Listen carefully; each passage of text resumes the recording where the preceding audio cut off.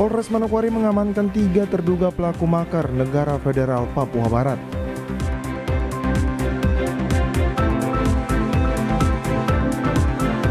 Dinas Kesehatan Provinsi Papua Barat berharap 3 produk Unibaby tidak dipasarkan.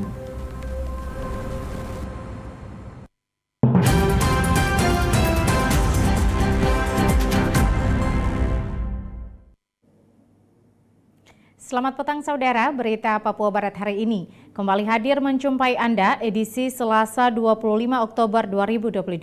Sejumlah informasi dari daerah di Papua Barat akan kami hadirkan untuk Anda. Inilah berita selengkapnya. Saudara, mendukung pembangunan pertanian di Tanah Papua, Menteri Pertanian Syahrul Yassin Limpo melakukan kunjungan kerja ke Papua Barat.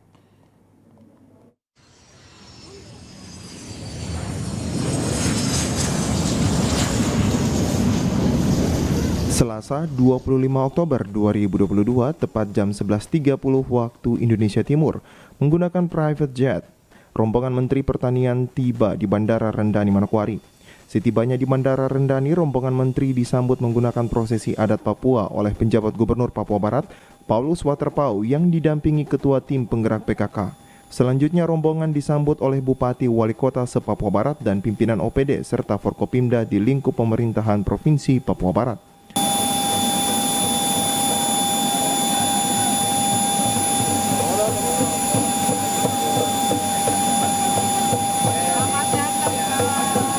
Syahrul Yassin Limpo, Menteri Pertanian, saat diwawancarai mengatakan, ia hadir di tanah Papua, khususnya di Papua Barat, memenuhi undangan pemerintah Provinsi Papua Barat untuk membantu di bidang pertanian. Sepanjang semuanya terkonsep dengan baik, tanah Papua akan maju. Lebih lanjut disampaikan, tanah Papua hebat. Oleh karena itu, kita harus meyakinkan rakyat Indonesia bahwa pemerintah saat ini sedang bekerja keras untuk membuktikan di bidang pertanian. Agenda hari ini Bapak diminta Pak Gubernur, diperintah Pak Gubernur untuk datang untuk bantu dia di bidang pertanian. Sepanjang itu terkonsepsi dengan baik, semua menjadi jalan seperti norma yang harus ada. Papua ini hebat, Papua ini luar biasa, Pak Gubernurnya hebat, musbidanya hebat. Oleh karena itu kita harus bisa meyakinkan Indonesia dan rakyat kita di sini bahwa pemerintah dan negara lagi kerja keras khususnya di bidang pertanian, dan insya Allah kita akan buktikan ke depan. Setelah tiba di Manokwari, Menteri Pertanian bersama pemerintah Provinsi Papua Barat akan melaksanakan sejumlah agenda, di antaranya melakukan penanaman padi dan pencanangan gerakan pengembangan komoditi pertanian di Kampung Desai Distrik Pravi, Kabupaten Manokwari, Provinsi Papua Barat. Setelah menanam padi, agenda selanjutnya akan dilaksanakan rakor bidang pertanian bersama pemerintah Provinsi Papua dan Papua Barat yang berlangsung di Ballroom Aston New Manokwari. Jimmy Tabisuto VRI Papua Barat melaporkan. Saudara, berikut ini adalah 3 produk Unibaby yang telah dilakukan pengujian dan dinyatakan melebihi ambang batas aman berdasarkan data Kementerian Kesehatan. Dinas Kesehatan Provinsi Papua Barat berharap 3 jenis obat tersebut tidak lagi dipasarkan.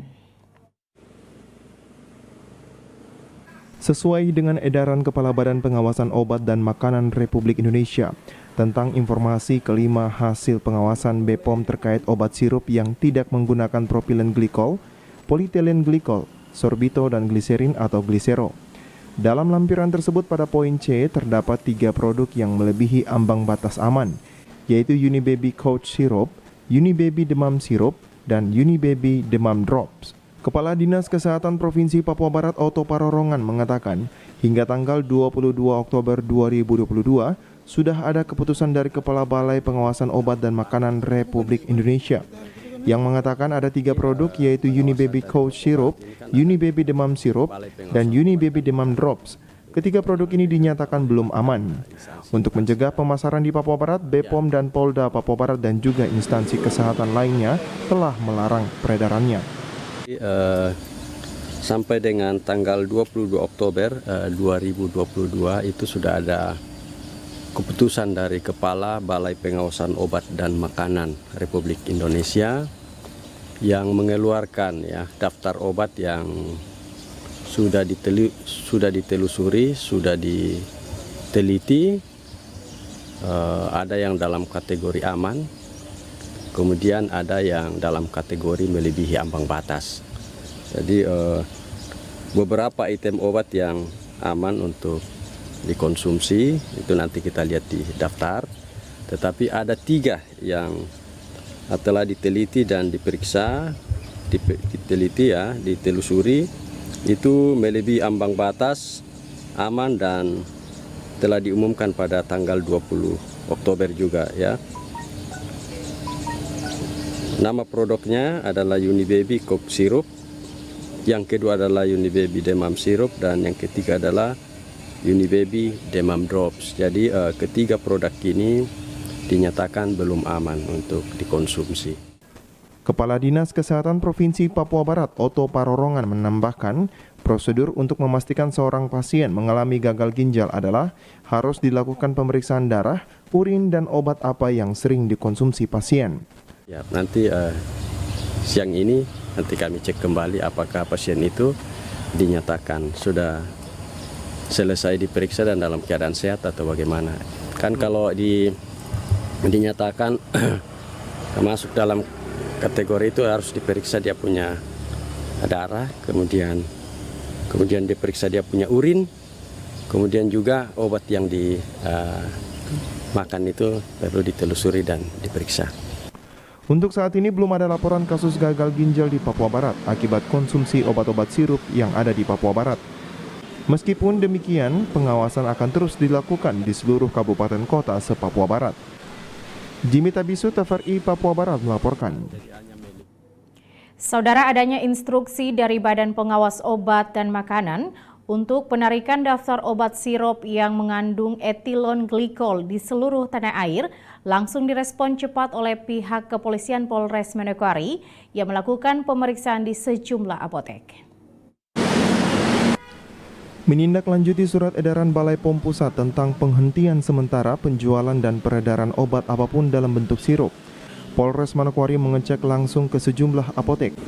Pengecekan tersebut sekaligus sebagai himbauan terkait 5 jenis obat sirup yang dilarang dari peredaran BPOM karena terkontaminasi etilen glikol atau zat yang memiliki kandungan cemaran yang melebihi ambang batas aman.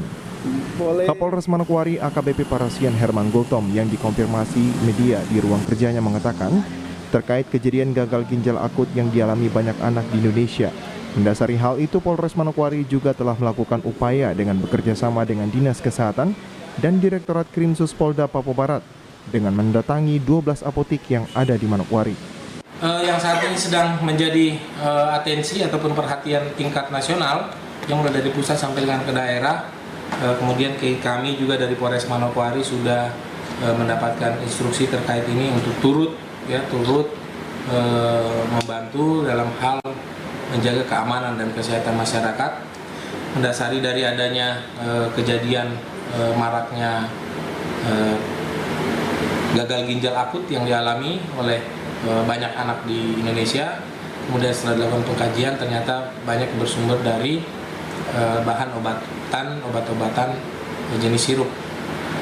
Mendasari itu kemarin Polres Manokwari sudah melakukan langkah upaya untuk berkoordinasi dan bekerja sama dengan Dinas Kesehatan, kemudian juga berkoordinasi dan bekerja sama dengan Direktorat Krimsus Polda Papua Barat. Adapun selama sidak tersebut, Kapolres mengatakan anggotanya tidak melakukan penyitaan terhadap obat sirup yang dilarang. Tentu saja hanya dilakukan koordinasi kepada pemilik apotik agar berkoordinasi juga dengan distributor untuk menarik seluruh jenis obat-obatan yang sudah dilakukan pelarangan izin edar di seluruh Indonesia.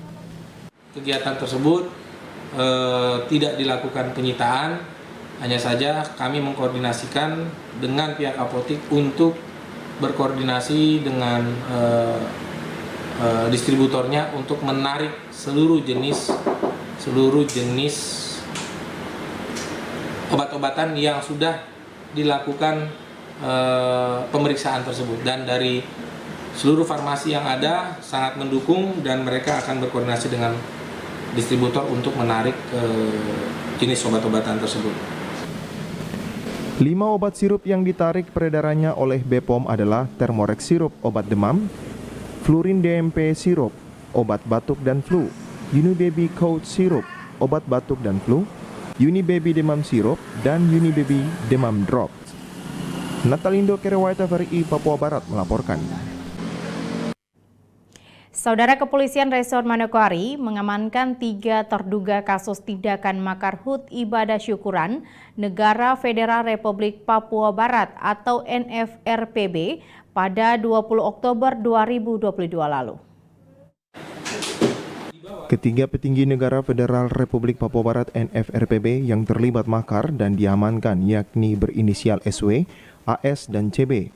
Penangkapan tersebut karena mereka terbukti menampilkan simbol-simbol yang secara aturan NKRI dilarang. Kapolres Manokwari AKBP Parasian Herman Gulto mengungkapkan ketiga petinggi NFRPB ditetapkan tersangka berdasarkan bukti yang ditemukan di rumah mereka.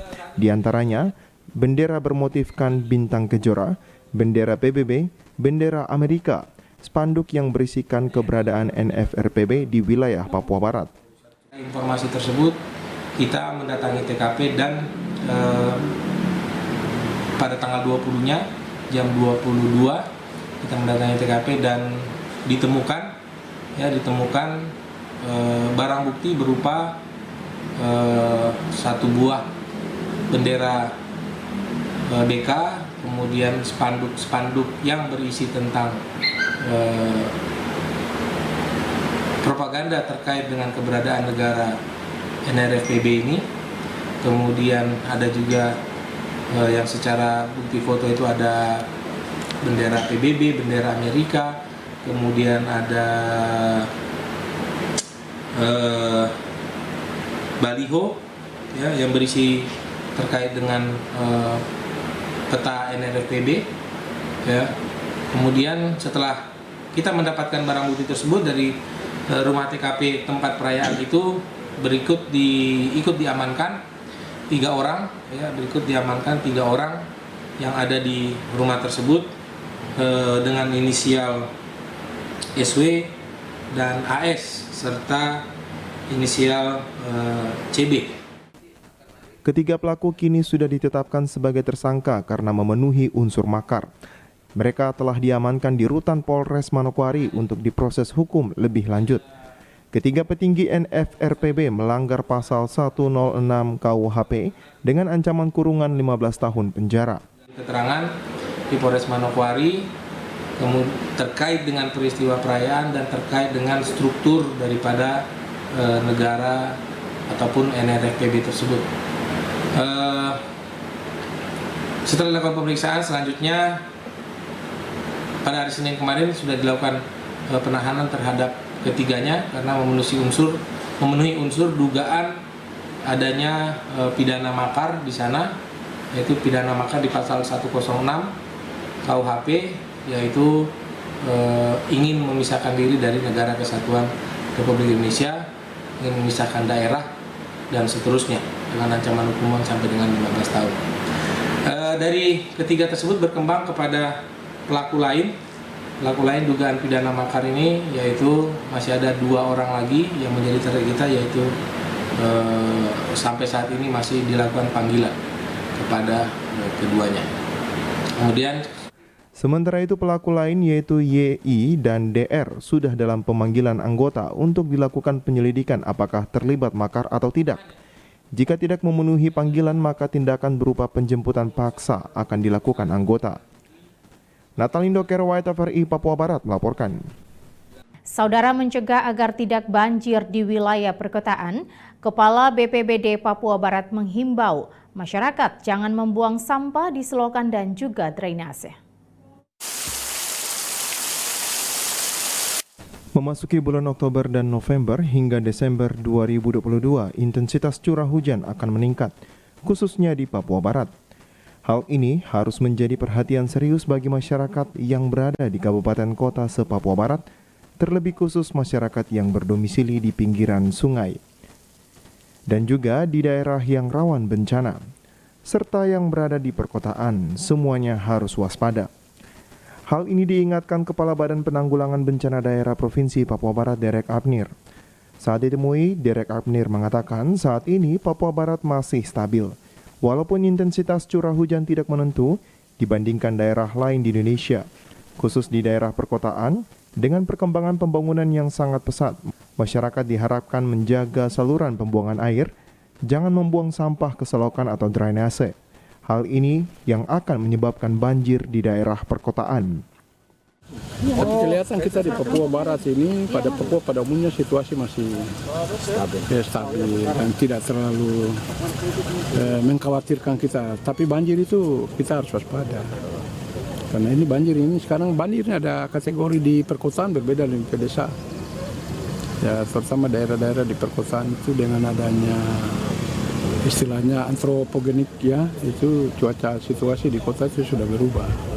Ya, karena kemajuan pembangunan pesat di perkotaan, ya aspek lingkungan ini mungkin kurang begitu diabaikan, sehingga terjadi hal-hal yang kita tidak inginkan seperti kota Sorong. Tapi kita puji Tuhan Manokwari sudah beberapa waktu lalu kita, tapi sekarang ini karena dengan adanya mitigasi yang bagus, bencana dalam kota-kota besar kita khusus Manokwari dan ini masih sudah bisa tertangani dan Diharapkan kepada masyarakat agar selalu melakukan pembersihan atau kerja bakti bersama di lingkungan pemukiman, membersihkan selokan, jalan, dan juga melakukan penanaman di sekitar perumahan. Jimmy Tabisu TVRI Papua Barat melaporkan. Saudara, informasi tadi sekaligus menutup jumpa kita pada Papua Barat hari ini, edisi Selasa 25 Oktober 2022. Mewakili seluruh kerabat kerja yang bertugas, saya Maria Talimbekas pamit undur diri dari hadapan Anda. Terima kasih atas kebersamaan Anda dan sampai jumpa.